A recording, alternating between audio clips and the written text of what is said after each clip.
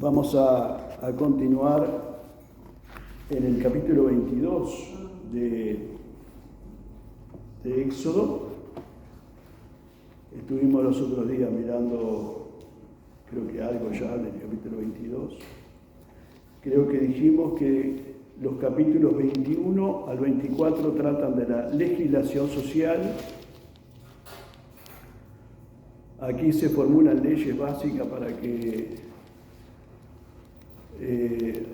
pueda funcionar una sociedad civilizada. Capítulo 23 de Éxodo, verso 14, las 3 fiestas anuales. Vamos a encontrar ahí, por lo menos en el título de mi Biblia, dice las 3 fiestas anuales. La primera fiesta es la fiesta de la Pascua, que recordaba que Dios los había preservado y que les había dado la liberación de aquella tierra de servidumbre. La otra fiesta es la fiesta de Pentecostés, que también celebraban, que era celebrada al fin de la siega de los granos tardíos, y consistía en ofrecer las primicias de la siega al Señor en agradecimiento por su bondad para con ellos. Y la tercera fiesta que se celebraba también era la fiesta de los tabernáculos, y tenía lugar después de la cosecha de los frutos. Era en conmemoración de la redención de Israel de la tierra de Egipto. Dice que recibió su nombre del hecho de que durante la celebración los hijos de Israel habitaban en tabernáculos. Capítulo 23, verso 20 y 21, allí dice aquí, dice el verso 20, yo envío mi ángel delante de ti para que te guarde en el camino y te introduzca en el lugar que yo he preparado. Guárdate delante de él y oye su voz. No le seas rebelde, porque él no perdonará vuestra rebelión, porque mi nombre está en él. Pero dice, si en verdad oyeres su voz e hicieres todo lo que yo te dijere, seré enemigo de tus enemigos y afligiré a los que te afligieren. Bueno, acá vemos algunas promesas e instrucciones con respecto a la conquista de la tierra de Israel. No nos olvidemos que ellos iban camino a la tierra prometida, y acá Dios le está dando algunas instrucciones. Y en el verso 20 dice, aquí yo envío mi ángel delante de ti. Y bueno, siempre ha surgido la pregunta en cuanto a quién es este ángel. En otras escrituras, ¿verdad?, encontramos que Dios arroja luz en cuanto a esta respuesta. Por ejemplo, en 1 Corintios, ¿verdad?, 10:4, que dice, y bebían de la roca espiritual que los seguía. ¿Y la roca quién era? Era Cristo. Y bueno, se cree que también este ángel que habla acá, que Dios dice que iba a enviar, no era otro que Cristo, ¿verdad? Lo que los teólogos llaman la cristofanía en el Antiguo Testamento. Amén. Capítulo 24. Moisés y los ancianos en el monte Sinaí. Versículo 1 dice, dijo Jehová a Moisés, sube ante Jehová, tú y Aarón, Nadab y Abiú, y 70 de los ancianos de Israel, y os inclinaréis desde lejos para adorar desde lejos. Y creo que esto también lo mencionábamos los otros días, que qué distinto que es hoy, ¿verdad? Hoy no adoramos desde lejos, hoy adoramos desde cerca, porque hemos sido hechos ¿qué? Cercanos a través de la obra de Cristo. Amén. En la antigüedad, como vemos acá, ellos se tenían que parar de lejos, porque no se podían acercar a la presencia de Dios, por causa de la maldad, por causa del pecado, ¿verdad? Pero cuando vino Cristo, ¿verdad?, Él cargó con nuestros pecados. Y todos aquellos que nos hemos identificado con Cristo, que le hemos recibido en nuestro corazón, ahora podemos acercarnos ante la misma presencia de Dios a través de Jesús. Por algo Jesús dijo en Juan 14, yo soy el camino, la verdad y la vida. Así que todo aquel que se quiera acercar tiene que venir a Jesús. Amén. Capítulo 25. Arrancamos hoy también con el tabernáculo. ¿Se acuerdan que los otros días estábamos hablando del tabernáculo? En el capítulo 25, versículo del 1 en adelante, ¿verdad? Ahí Dios les dice, Jehová habló a Moisés diciendo, di a los hijos de Israel que tomen para mí ofrenda de todo varón que la diere de su voluntad, de corazón. Dice, tomaréis mi ofrenda. Esta es la ofrenda que tomaréis de ellos, oro, plata, cobre, azul, púrpura, carmesí, lino fino, pelo de cabras, pieles de carnero teñidas de rojo, pieles de tejones, madera de acacia, aceite para el alumbrado, especias para el aceite de la unción y para el incienso aromático, piedras de ónice y piedras de engaste para el efod y para el pectoral. Y harán un santuario para mí, y habitaré en medio de ellos. Conforme a todo lo que yo te muestre, el diseño del tabernáculo y el diseño de todos sus utensilios, así que lo haréis. Y harán un santuario, me quiero detener en este párrafo, ¿verdad? Un santuario para mí, y habitaré en medio de ellos. En Génesis, que lo vimos hace poco, ya hace como 2 años, sí, porque hace como 2 años que comenzamos, ¿no? Y vamos recién en Éxodo. A veces adelantamos un poco y a veces como que nos detenemos un poco, ¿vio? ¿No? Porque nos entretenemos justamente con algunos pasajes, ¿verdad? Con algunas cosas lindas que encontramos en la palabra de Dios. En Génesis vemos cómo Dios se dirige individualmente a ciertos hombres. Por ejemplo, a Abraham, ¿verdad? Para requerirle que abandone en el medio en el que él estaba y se convirtiera en peregrino. ¿Se acuerda que Dios le dijo a Abraham, deja tu tierra y tu parentela y ven en pos de mí, porque te voy a llevar a una tierra que fluye leche y miel, ¿verdad? Igualmente hoy el Señor también requiere, ¿verdad?, que el creyente salga del mundo, porque en realidad lo que Dios le estaba diciendo a Abraham, que saliera de su tierra, de su parentela, que simbólicamente representaba el mundo, para llevarlo a una tierra mejor, a un lugar mejor, a un lugar de, entre paréntesis vamos a decir, de bendición, ¿verdad? A un lugar donde él podía estar cerca de Dios. Y lo mismo hoy el Señor requiere del creyente, que salga del mundo y se vuelva extranjero y peregrino, como dice Pedro, ¿no? En primera de Pedro 2:11, entre tanto que vamos camino al cielo, peregrinos somos. Por supuesto que tenemos que trabajar en el mundo, eso es distinto, ¿verdad? Porque ahora no vaya a dejar de trabajar porque, bueno, escuchó que tenemos que ser extranjeros para el mundo, o no va a ir al médico porque dice, ay no, ¿cómo voy a ir al médico si el médico está en el mundo? No, tenemos que seguir trabajando, tenemos que seguir estudiando, tenemos que seguir preparándonos, porque mientras estemos acá en esta tierra, aunque somos peregrinos en esta tierra, seguimos estando acá para predicar, para dar a conocer las buenas nuevas del Evangelio. Amén.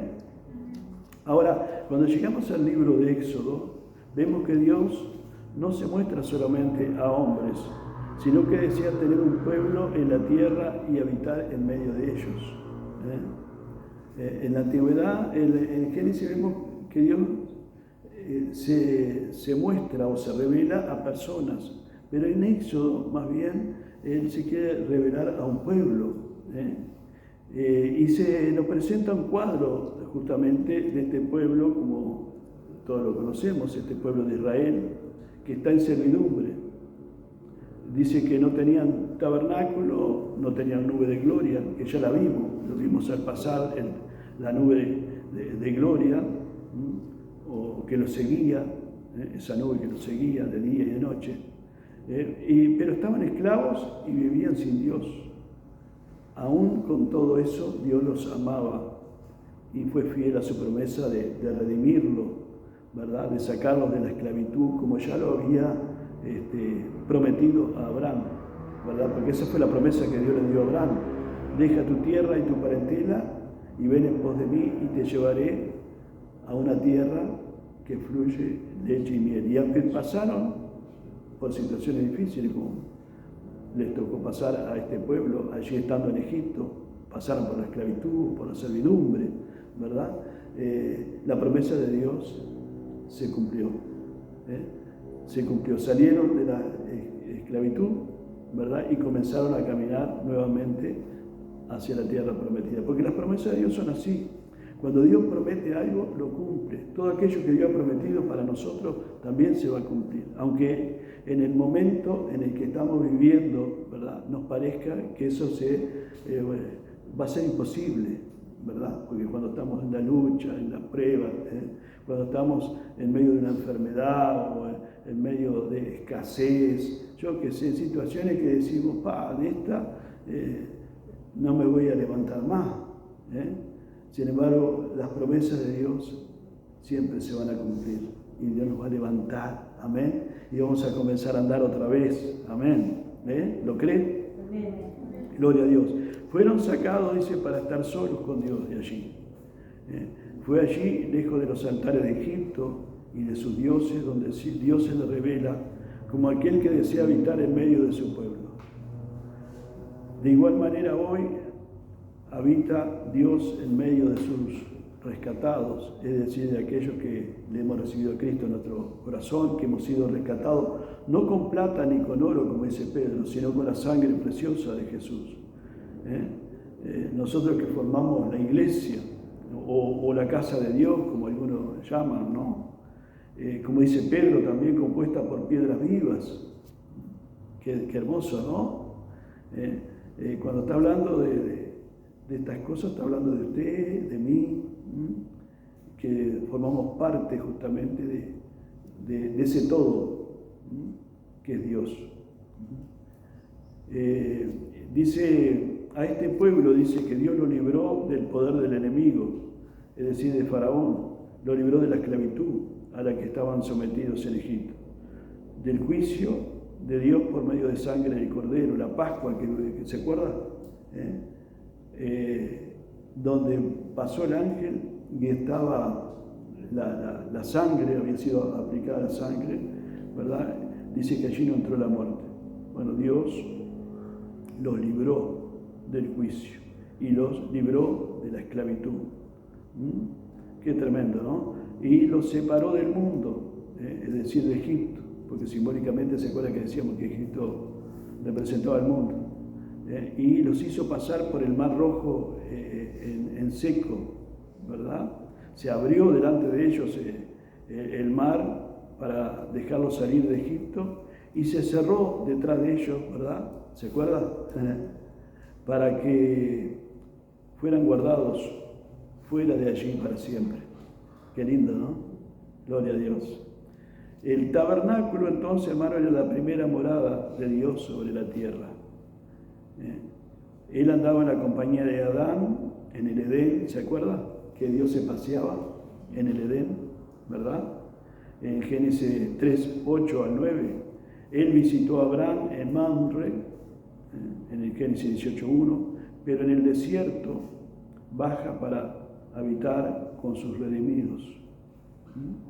Es decir, con ese pueblo que Él rescató de la esclavitud, ¿verdad? Hoy también el Señor habita en nuestros corazones, en nuestros corazones. Juan 14, verso 23 al 27, Jesús dijo, y vendremos a Él, hablando de cada uno de nosotros, y haremos morada. El Dios trino y uno viene a morar en nuestros corazones. Ya hoy Dios no habita en un tabernáculo como el que estamos mirando ahora, ¿verdad? Y como que fuera el único lugar donde Dios está. O en un templo, como el templo que vamos a ver más adelante, ¿verdad? El templo de Salomón, como si fuera el único lugar donde Dios habita. Hoy Dios habita en nuestros corazones. Dice Romanos 8:10, dice que Cristo está en vosotros.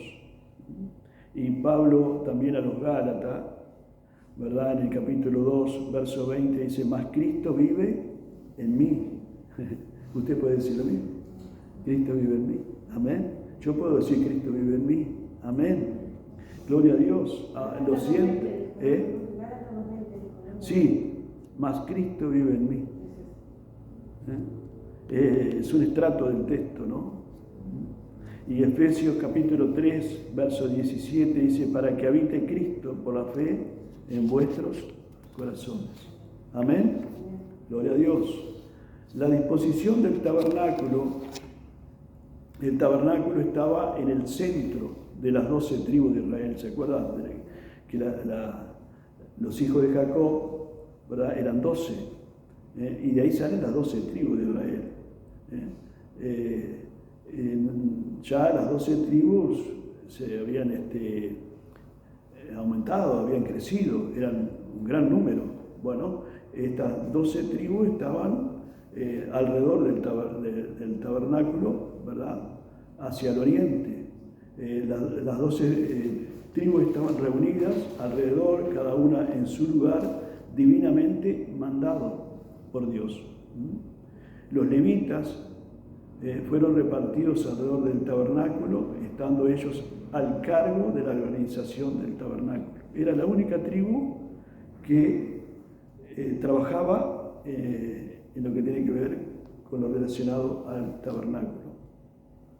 Los levitas, la tribu de Leví. Un campamento así requería de una cuidadosa organización. Tremendo, ¿no? El tabernáculo, hermanos, tipificado, porque se acuerdan que hemos hablado mucho de los tipos, de las figuras, de las ilustraciones. ¿Qué ilustra el tabernáculo? Bueno, el tabernáculo señala a Cristo o apunta a Cristo.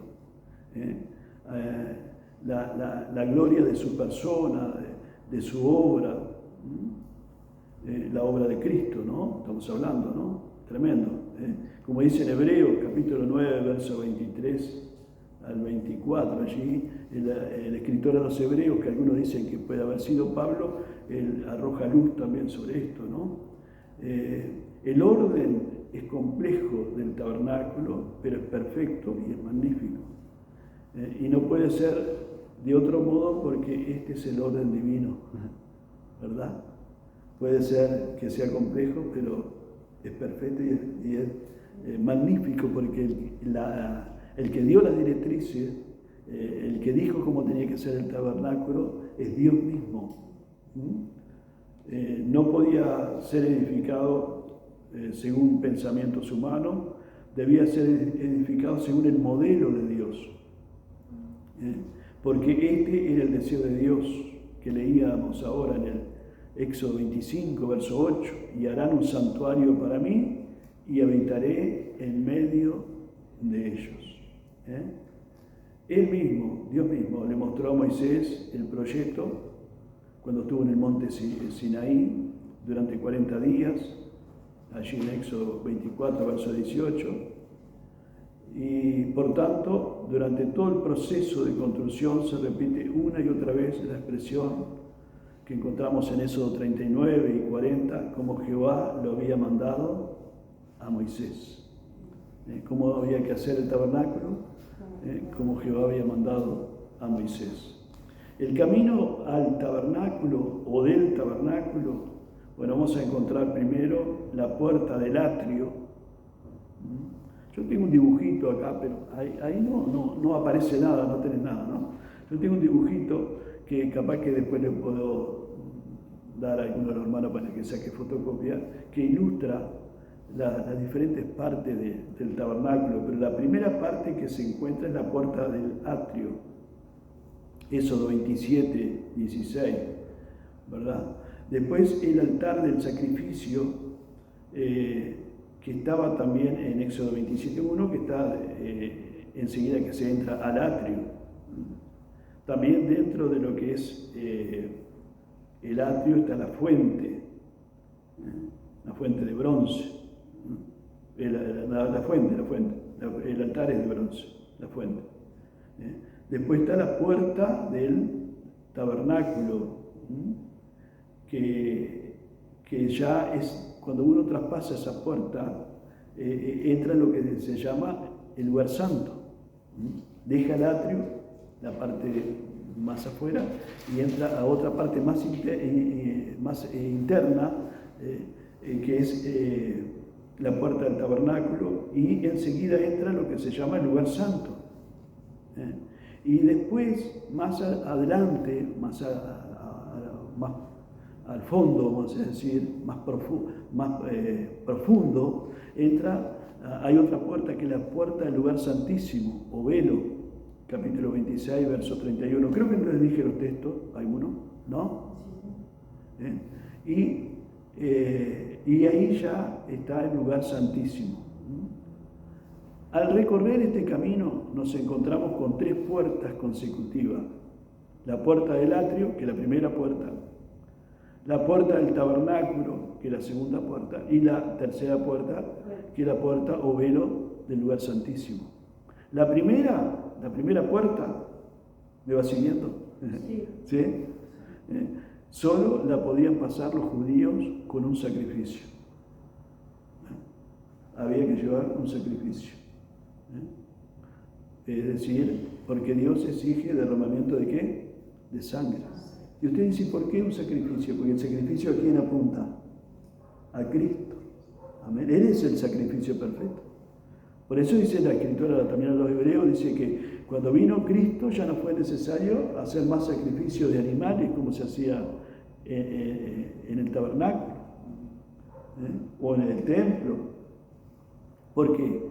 Porque el sacrificio de Cristo fue suficiente, una vez y para siempre. Pero volviendo a lo que estábamos diciendo, entonces, la primera puerta, que es la puerta del atrio, solo la podían pasar los judíos con un sacrificio. La segunda puerta, solo la podía pasar los sacerdotes para ministrar. Entraban al lugar santo.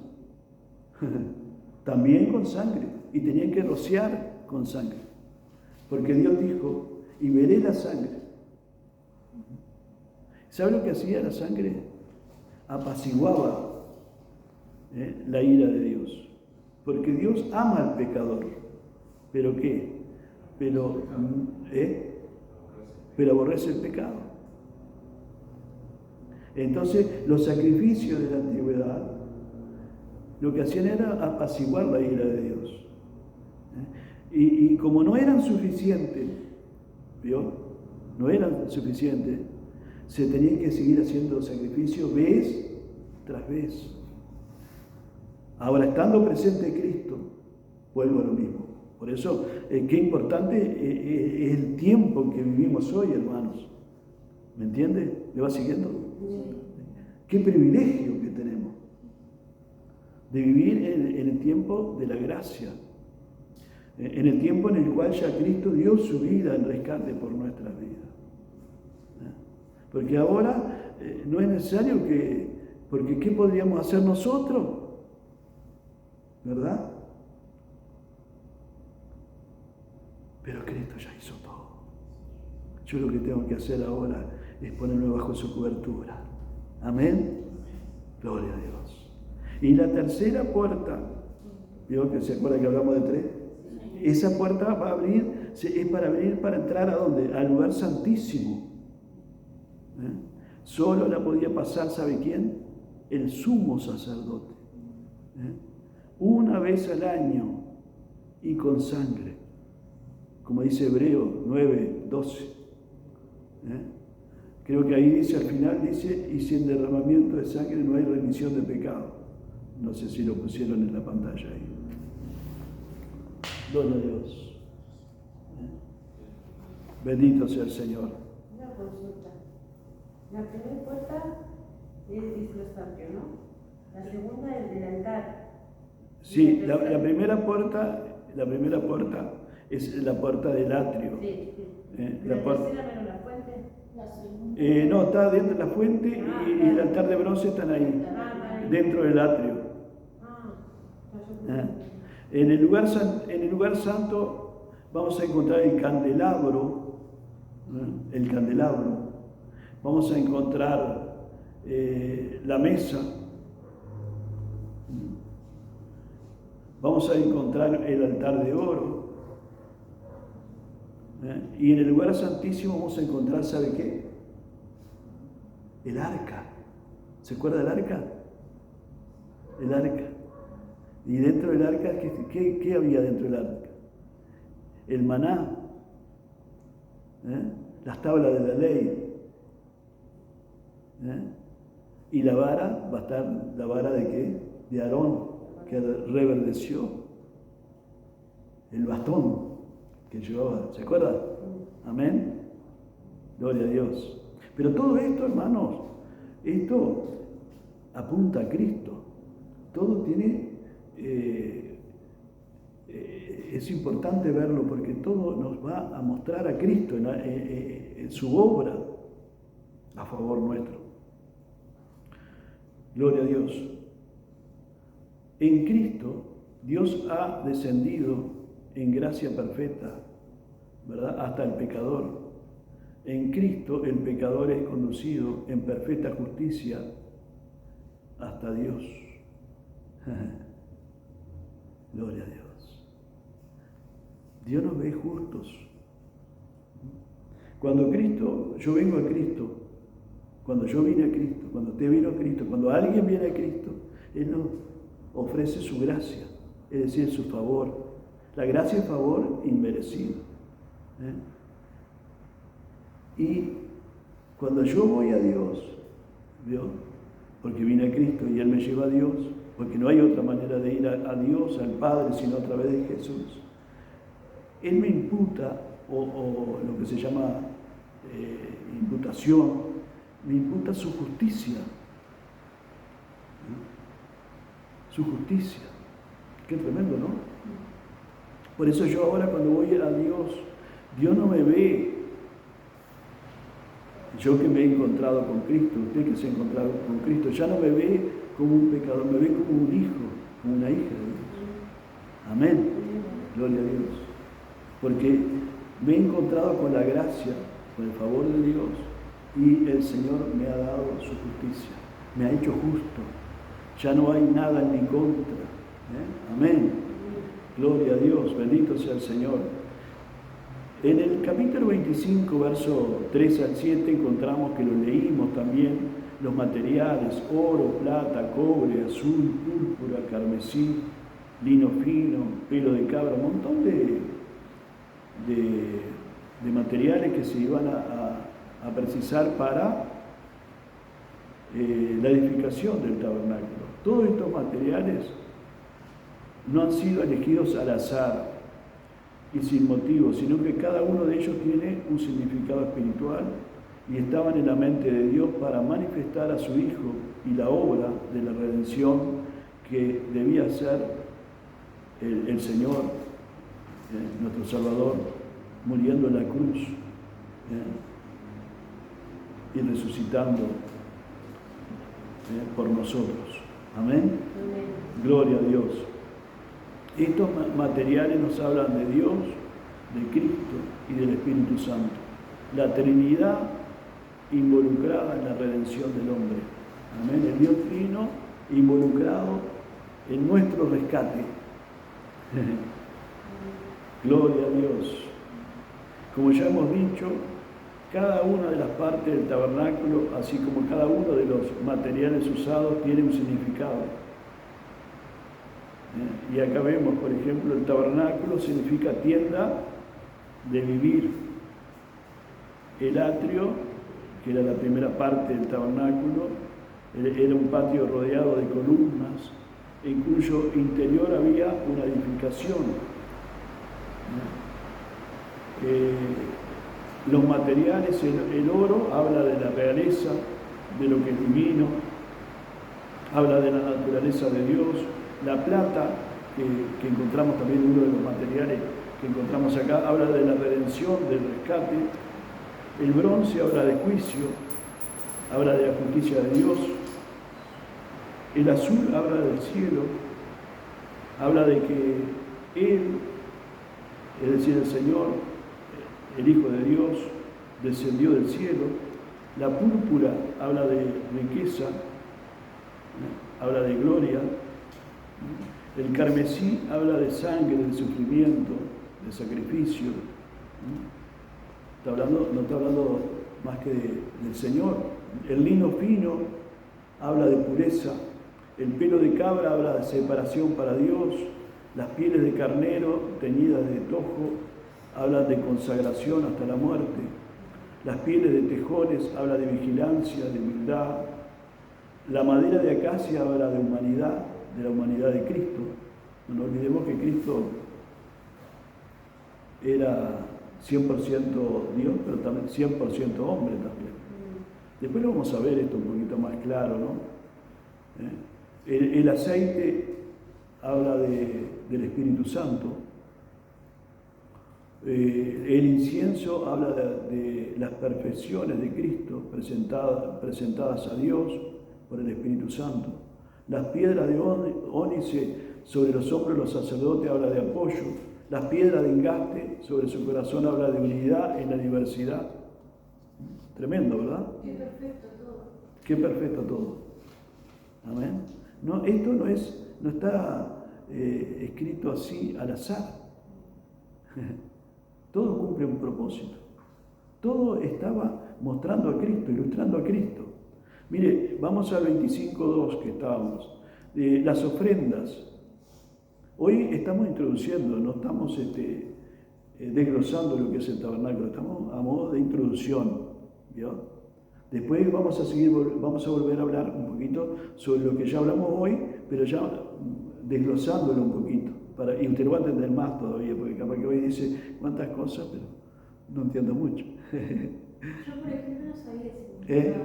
No sabía el significado que tenía cada cosa. Cada cosa. Ahora que usted lo está explicando, los querubines, o sea, el lino y esas cosas que claro. venían en el tabernáculo, que tuvieron un significado Claro, así. claro. El lino, por ejemplo, ya está en la puerta y eso habla de santidad.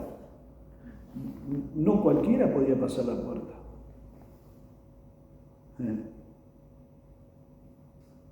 ¿Verdad? No de cualquier manera. Miren, ya vamos a llegar ahí. 25.2. Di a los hijos de Israel que tomen para mí ofrenda de todo varón que diere de su voluntad. De corazón tomaréis mi ofrenda. La obra del tabernáculo fue una obra de gran envergadura. Como ya hemos visto en esta introducción, ¿verdad?, que hemos estado dando, se utilizaron gran diversidad de materiales para adornar la casa del Señor, donde Él iba a morar. El Señor le pide al pueblo que le traiga para Él una ofrenda tomada de entre sus pertenencias, como leímos acá. Todos los israelitas podían traer la ofrenda, pues todos habían recibido de los egipcios, ¿se acuerdan? Gran cantidad de riquezas. ¿Se acuerdan cuando ellos los echaron los egipcios?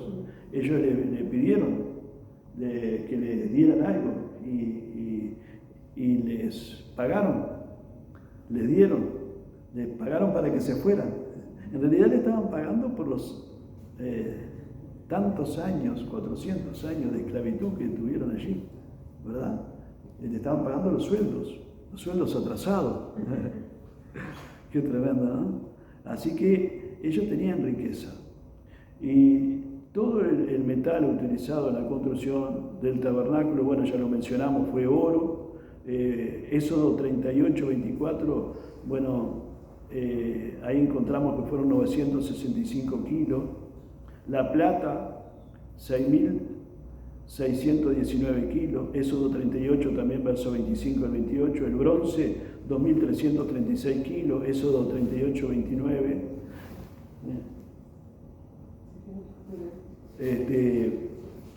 Todo esto sin contar la madera, las tilas, las piedras preciosas, los ungüentos, y otras cosas más que ya las mencionamos también, ¿no?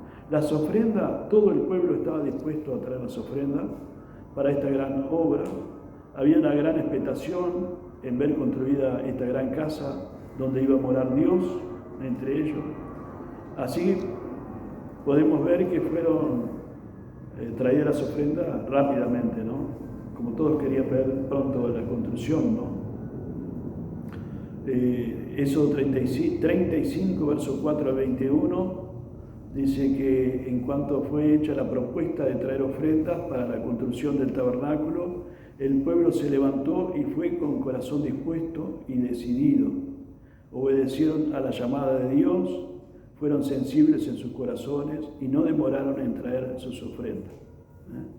Encontramos ahí en el verso 20 y 21 del capítulo 35. No hubo necesidad de hacer, en otras palabras, ningún llamamiento para motivar al pueblo para traer las ofrendas, sino que según sus corazones les motivaba, la daban. Qué lindo, ¿no? Cuando Dios nos motiva a algo, a dar algo. Si usted se siente motivado, délo. Amén. Cuando su corazón le está motivando y puede, sirva al Señor. Amén.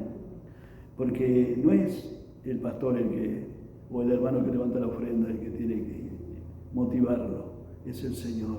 Amén. Él nos tiene que motivar. Gloria a Dios, ¿no?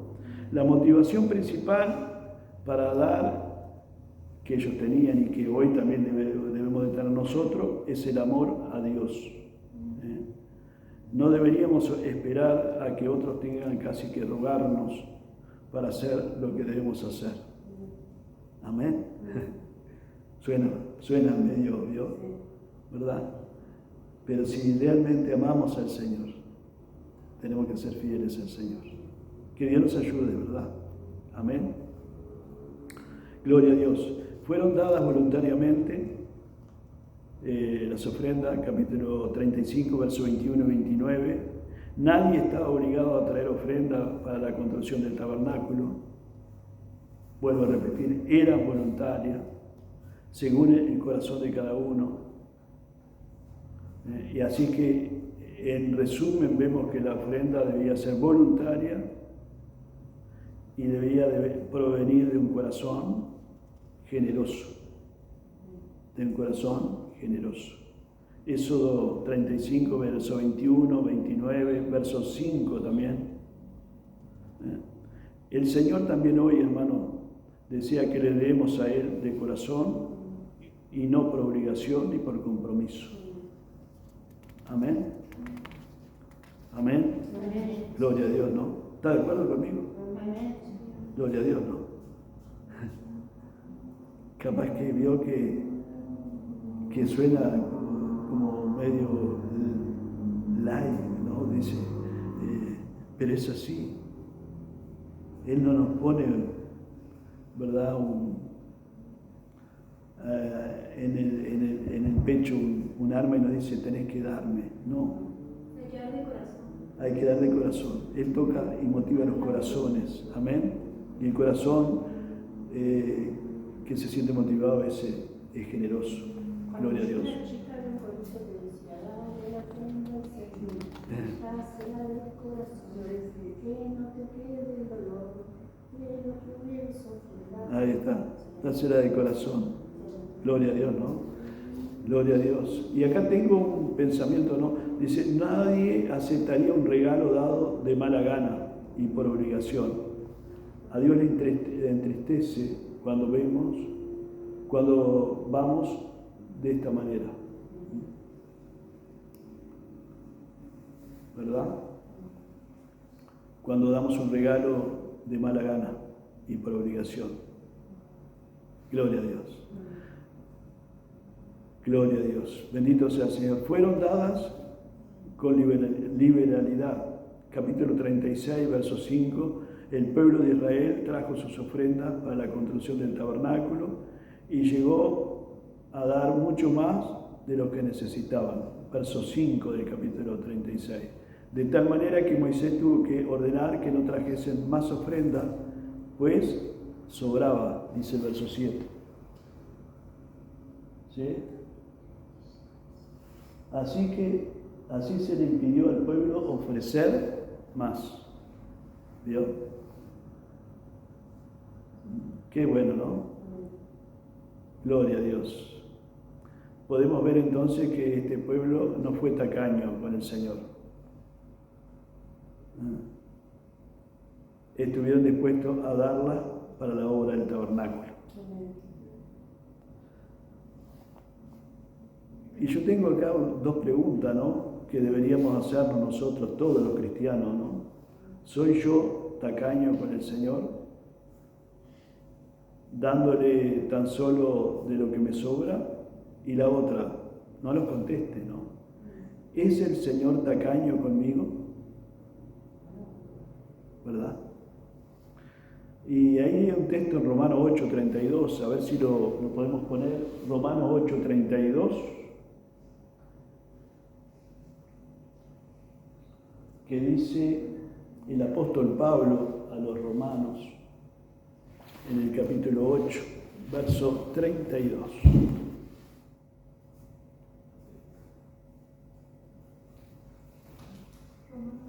Sí, Romanos 8:32, lo leemos igual.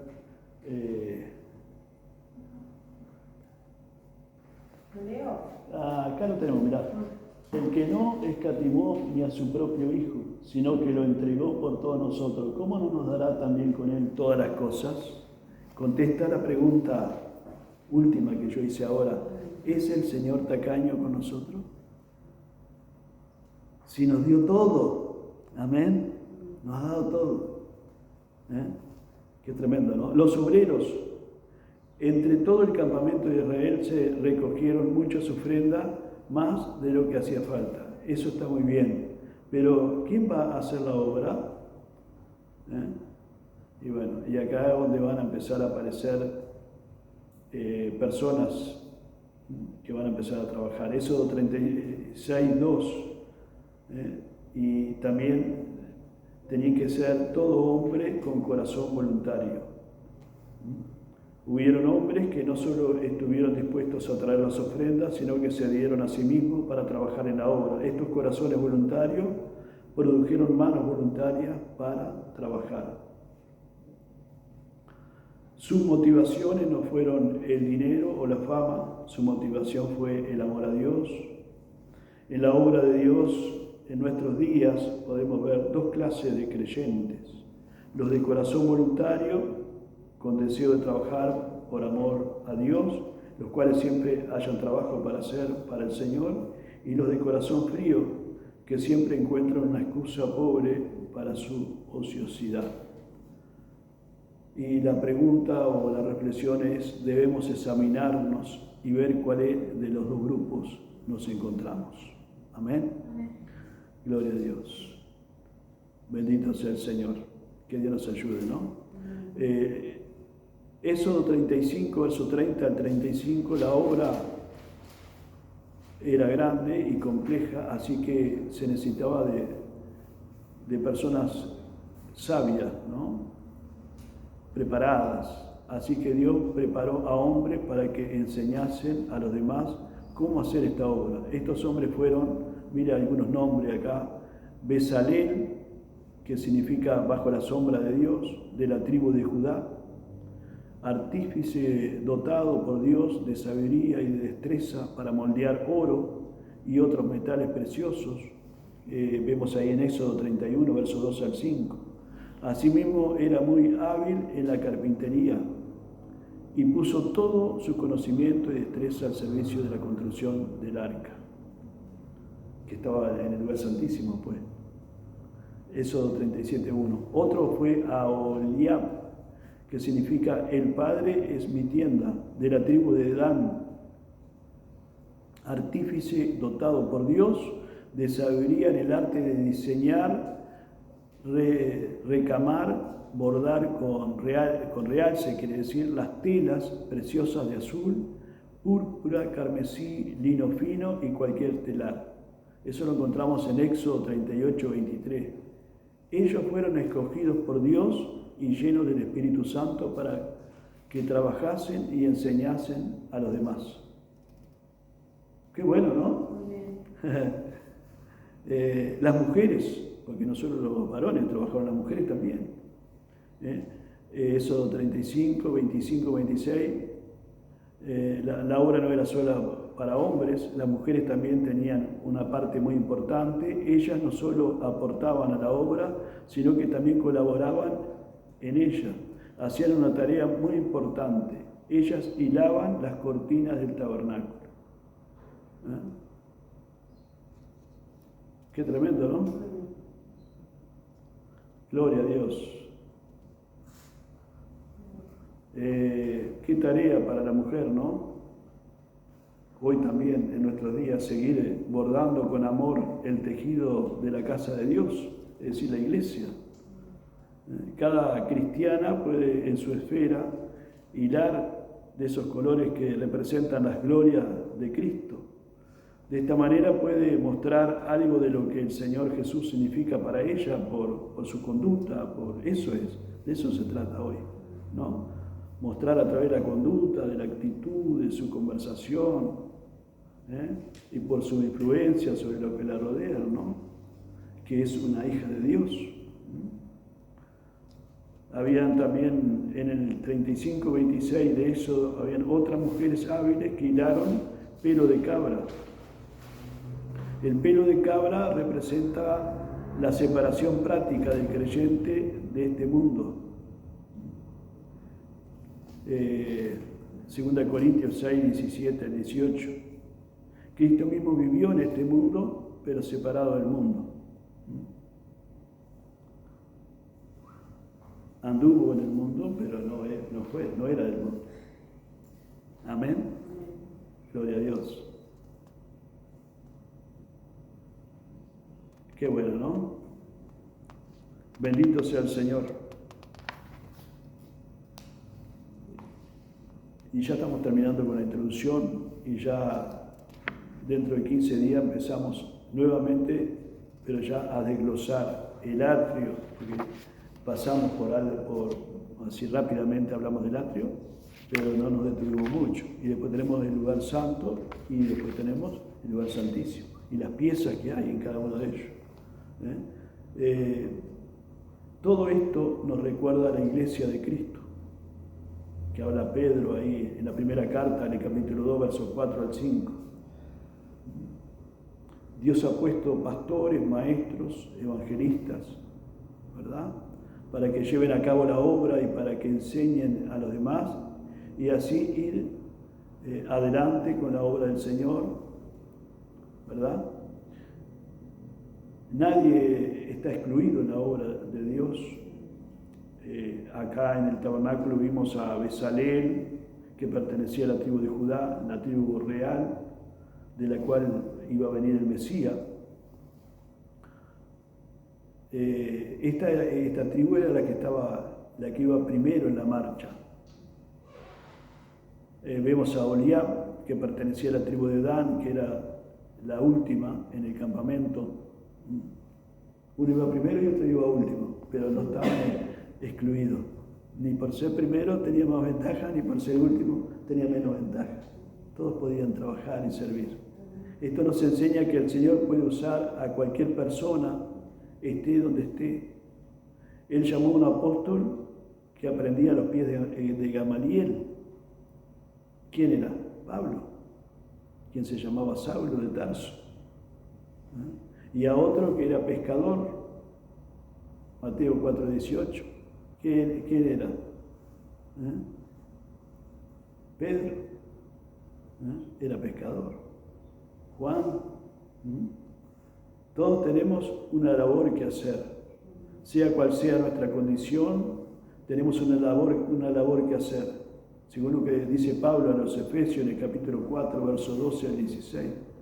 No es solo cuestión de ofrendar, es darse a ella, es decir, a la obra, a la iglesia, para su edificación. Es trabajar en ella usando los dones que Dios nos ha dado para este fin. Dios a todos nos ha dado dones y talentos. Todos tenían parte en la obra del tabernáculo. Todos tenemos parte en la obra de Cristo. No se sienta excluido. Amén. Yo creo que el pastor, ¿verdad?, quiere echar mano. Tal vez no le va a dar oportunidad para que predique ya, pero sí le puede echar mano para tantas cosas, ¿verdad? Y qué lindo, ¿no? En todo el relato de la construcción del tabernáculo podemos distinguir a 4 clases de personas de entre el pueblo. Los que no trajeron nada porque eran demasiado egoístas, o bien porque lo habían gastado en cosas banales, según lo que dice Éxodo 32, versos 2 al 3, los que traían las ofrendas para la construcción, los que trabajaban en la obra de corazón y los que fueron capacitados por Dios para la obra. Si amamos realmente al Señor, sentiremos la necesidad de no vivir solamente de la iglesia, o sea, recibir sus bendiciones, sino vivir también para la iglesia, aportando cada uno según lo que haya recibido. Qué lindo, ¿no? Gloria a Dios. Llegará un día, hermanos, en el cual ya no podremos traer más ofrenda ni servir más al Señor. No dejemos pasar nuestros días sin sentir la necesidad de colaborar en la obra en la casa de Dios, según la gracia que el Señor nos otorgue. Amén. Gloria a Dios, porque viene el día que ya no vamos a poder hacer más nada. Ese día cuando el Señor venga a buscar su iglesia, ya no tendremos más oportunidad. Hay un himno antiguo que dice: sembraré la simiente preciosa. Hoy es el día, esta es la oportunidad, el tiempo que el Señor nos da. Aprovechémoslo para servir al Señor, para hacer algo para la iglesia, yo qué sé, pongámonos a la orden, ¿verdad? En lo que fuere, aunque sea para orar, ¿verdad? Para interceder por otros. Qué lindo, ¿no? Bendito sea el Señor. Porque llegará el momento cuando ya el Señor aparecerá en las nubes y no tendremos más oportunidad. Amén.